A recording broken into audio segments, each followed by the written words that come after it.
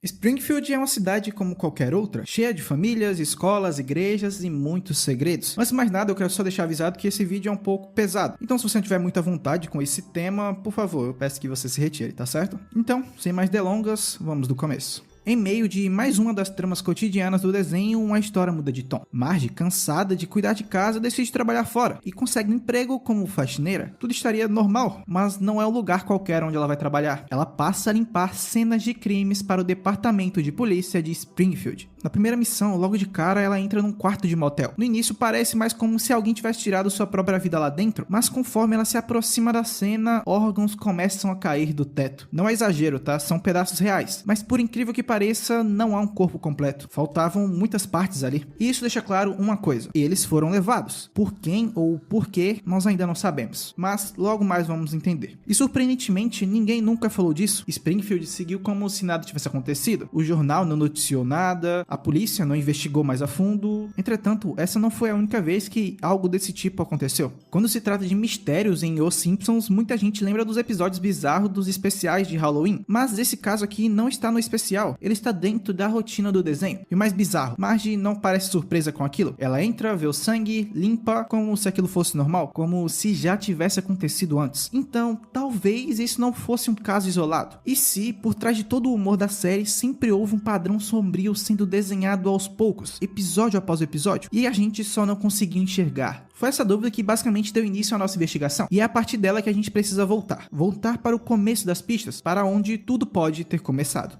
Lá na quinta temporada, Springfield está transferindo prisioneiros de uma cadeia para outra. O chefe Wiggum, como sempre, está desorganizado e solta a seguinte pergunta: onde é que está o Bob e aquele cara que come gente e chupa as carnes? Um preso responde ao fundo: aqui, chefe, e entra sorrindo do caminhão. Esse aqui, obviamente, não é o Sideshow Bob, então ele só poderia ser o cara que arranca os rostos. A fala passa rápido, é uma piada sutil, mas quando você volta e ouve com atenção, percebe que essa é a primeira vez que a série reconhece abertamente a existência de um criminoso que faz algo com os corpos humanos. E o pior, ele não é um vilão famoso, não é um personagem conhecido, é só um homem sem nome. A polícia sabe quem ele está preso, mas por quanto tempo isso vai durar? E por que nós nunca mais ouvimos falar dele? A resposta para isso aqui talvez esteja escondida no hospital, mas precisamente no hospital psiquiátrico. A gente já viu um corpo esquartejado em um motel, já ouviu um policial mencionar um criminoso que arranca rostos, mas e se isso aqui fosse só a superfície? A verdade é que existe um hospital em Springfield onde nem tudo é o que parece. Durante o episódio Furacão Ned da 8ª temporada, após perder tudo em um desastre natural, Ned Flanders entra em colapso emocional. Desesperado, ele decide se internar voluntariamente no hospital psiquiátrico da cidade para tentar recuperar sua sanidade. Os Simpsons, por sua vez, vão visitá-lo, e quando chegam lá, são recebidos pelo Dr. Foster. E é nesse momento que algo estranho acontece. O doutor se aproxima da família e diz a seguinte frase: vocês podem caminhar livremente pelas instalações, mas cuidado, um dos pacientes aqui é um canibal. Vejam se vocês conseguem adivinhar quem é, porque podem ter uma surpresa. Essa fala por si só é um aviso, não só para os visitantes, mas talvez para nós. O tom do médico, quando ele fala isso, não é um tom de alerta real, é irônico, como se ele estivesse dando a dizer que o canibal é alguém escondido à vista de todos. E a fala podem ter uma surpresa sugere algo muito mais sinistro. Talvez o canibal nem pareça um paciente, talvez ele esteja disfarçado. A verdade é que nós não conseguimos descobrir a identidade do canibal. Nenhum dos personagens é claramente revelado como ele, mas o mais estranho é que nunca mais nós ouvimos falar disso. Springfield voltou ao normal, o hospital seguiu funcionando, o canibal continuou ali dentro, ou talvez não mais. Durante o 10º episódio da 16ª temporada, Liz e seus colegas estão em excursão escolar. Enquanto isso, Bart escondido usa um walkie-talkie para atormentá-la com sons estranhos. Só que no meio das brincadeiras, a polícia entra na frequência, dizendo que havia um assassino foragido na floresta. O policial Lou, empolgado, acha que é divertido deixar as crianças ouvir isso, até que algo inesperado acontece. Enquanto ele fala no walkie-talkie, uma gota escura cai do alto de uma das árvores. Ele olha para cima e então grita. Aquilo era um rosto. Lisa desliga o aparelho, a cena termina ali, mas a dúvida permanece. Alguém ou algo estava lá em cima, com partes de corpos o bastante para que um deles caísse. Você consegue imaginar isso? Tipo assim, a seguinte situação: um corpo está escondido no topo de uma das árvores, ou melhor, restos de vários corpos. É um dos momentos mais brutais da série. E mais uma vez, ninguém fala disso. Os personagens esquecem, o público ri e o desenho segue em frente. Não tem notícia, não tem desfecho real. Mas a gente não vai seguir essa trama, porque isso aqui não é acidente. Isso aqui virou um padrão. E se a gente voltar mais um pouco ainda, ainda, vamos ver o que acontece com um grupo de crianças e por que elas nunca mais voltaram. No episódio, os escoteiros da vizinhança, Bart se junta a um grupo de escoteiros liderado por Ned Flanders. Um passeio de balsa é organizado, mas os garotos precisam estar acompanhados dos pais. Warren, um garoto quieto, é o único que não consegue ir com seu pai, porque, segundo Flanders, o homem estava preso. Então, para não deixá-lo de fora, eles chamaram o ator Ernest Borgnine para substituí-lo. A excursão segue e no caminho há uma bifurcação no rio. Bart e Homer acabam pegando uma espécie de atalho e isso, ironicamente, os salva, porque o grupo principal seguiu pelo caminho certo, mas minutos depois, uma figura sombria surgiu à distância. Ela observou rindo, com um chapéu, emitindo também sons estranhos. No final do episódio, Ernest e algumas poucas crianças estão no acampamento. Todos os outros adultos desapareceram. E então, aquela figura se aproxima da fogueira. E fim do episódio. Tudo indica que todos ali perderam suas vidas, porque eles não foram mais vistos no desenho. E se você for ver na wiki dos personagens do grupo principal, todos estão como possivelmente falecido. Warren nunca mais apareceu. Ernest também não. Os outros garotos, apagados da série. A figura do chapéu, com risada macabra e presença silenciosa, parece ter feito algo mais do que apenas observar. E ninguém jamais se perguntou o porquê. E se essa figura for o mesmo canibal do hospital? Ou pior, e se não for somente um canibal? Mas e se eu te disser que esse silêncio talvez seja proposital? E se o que a gente viu naquela fogueira for mais como uma confissão disfarçada? Durante anos, alguns fãs tentaram buscar explicações, e uma teoria começou a ganhar forças. O homem do chapéu seria o pai do garoto. A teoria aqui afirma que ele enlouqueceu de ciúmes e caçou todo mundo até apenas restar Ernest e seu filho. Parece plausível e até certo ponto faz sentido, mas tem um problema. Aliás, vários. Logo depois desse episódio, há um outro chamado Mãe Simpson. Nele, durante uma cena rápida, vemos funcionários da usina limpando uma estrada. Um deles recolhe um objeto no meio do mato, e esse objeto é nada mais do que uma camisa de força. O detalhe passa rápido, mas acaba sendo importante pra gente, porque essa aqui seria a pista que alguém fugiu do hospital psiquiátrico. A gente pode fazer uma conexão imediata. A única opção plausível aqui é que não existe apenas um canibal. Springfield tem mais de 30 temporadas, centenas de personagens e dezenas com comportamentos psicopatas. Pensa comigo, dá pra fazer uma lista aqui. Temos o homem do hospital psiquiátrico, que pode estar solto até hoje, a gente não sabe. Temos o prisioneiro sem nome, que arranca rostos e sorri ao ser lembrado disso. Temos o assassino do acampamento, que nunca foi mostrado de frente. Temos Warren, Ernest e várias crianças que simplesmente desapareceram. Só que eu ainda não toquei no ponto principal que linka tudo isso a uma única pessoa que está dentro da cidade. Talvez apoiando tudo isso, talvez encobrindo tudo. Aqui já ficou claro que nós não estamos mais investigando um único canibal. Estamos rastreando uma rede. Pessoas com poder, com acesso, com históricos de violência. E nessa rede há um nome que volta, sempre. Um nome que pode controlar a polícia, a mídia, os hospitais, tudo dentro daquela cidade. Até agora a gente falou de figuras isoladas. Um prisioneiro, um paciente, um homem na floresta, todos com comportamentos extremos, violentos e com envolvimentos com corpos humanos. Mas quanto mais a gente investiga, mais fica claro. Essas pessoas não conseguem estar agindo sozinhas. Elas existem porque alguém permite, porque alguém os protege. Elas voltam a atacar porque alguém precisa disso. E esse alguém tem nome: Sr. Burns. O homem mais poderoso de Springfield. O único homem que conseguiria manipular a mídia para nunca noticiar os acontecidos. Em um dos especiais de horror do desenho, o Sr. Burns convida moradores para uma expedição de caça dentro de sua propriedade. Mas o que deveria ser uma viagem interessante se transforma num jogo de sobrevivência. Burns não queria caçar animais, ele queria caçar pessoas. A gente até poderia ignorar isso e tratar como mais um episódio de Halloween, se não fosse pelo padrão que o Sr. Burns mostra até nos episódios normais, porque aparentemente ele está sempre caçando. Durante uma celebração de Páscoa, várias crianças estão reunidas. Roupas coloridas, sorrisos, chocolates, tudo parecia normal, até que a câmera vira pro Sr. Burns observando. Ele olha com prazer, mas não é pela cena ou o evento que está ocorrendo. Ele estava observando as crianças, ou melhor, ele estava observando seus órgãos, e solta calmamente: veja só essas crianças encantadoras, Smithers. Todos esses órgãos saudáveis, prontos para serem colhidos. Smithers, visivelmente desconfortável, tenta interromper, dizendo: senhor, não é hora e nem lugar para isso. Mas Burns não para. Naquela cena, o Sr. Burns não vê crianças, ele vê carne. E se isso fosse só uma piada mórbida, seria só isso. Mas depois de décadas de episódios com o corpo desaparecendo, rostos sendo arrancados, órgãos faltando, a gente começa a ver o padrão.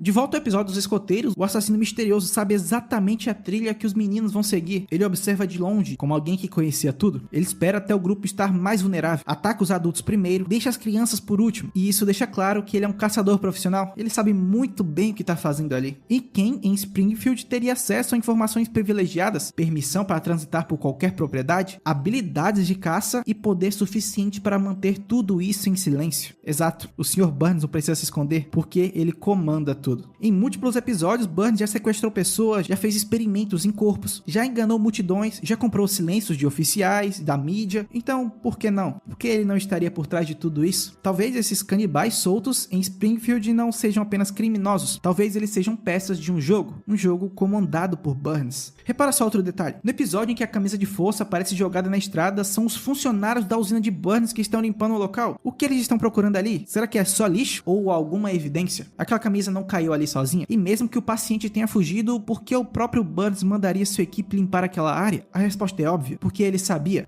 o que tinha acontecido ali, sabia quem tinha fugido. A função dos funcionários ali não era limpar, era encobrir os rastros. E aqui a gente chega no momento que a investigação bate no muro. A gente começou com episódios, encontrou padrões, juntou pistas, traçou conexões, mas percebe que talvez nunca haja um fim para isso. A gente não sabe se o Sr. Burns realmente come carne humana, mas sabemos que ele age como quem já não enxerga os outros humanos como gente. E talvez no fim, essa seja a verdade mais assustadora. A gente assiste isso desde criança e achava normal. A pergunta agora que não quer calar não é mais quem é o canibal. A pergunta é quantas vezes ele apareceu na sua frente e você não percebeu. Talvez ele ainda esteja lá, no fundo de algum episódio, passando no canto da tela ou atrás de uma árvore escondida. Definitivamente não dá pra dizer que o caso foi encerrado, mas bem, é isso que nós temos por hoje. Eu deixo vocês por aqui com essa pergunta na mente. Então, muito obrigado por você que ficou até aqui e deixem ideias de próximas investigações que nós podemos fazer. É isso, fiquem bem, bebam água e te vejo no próximo.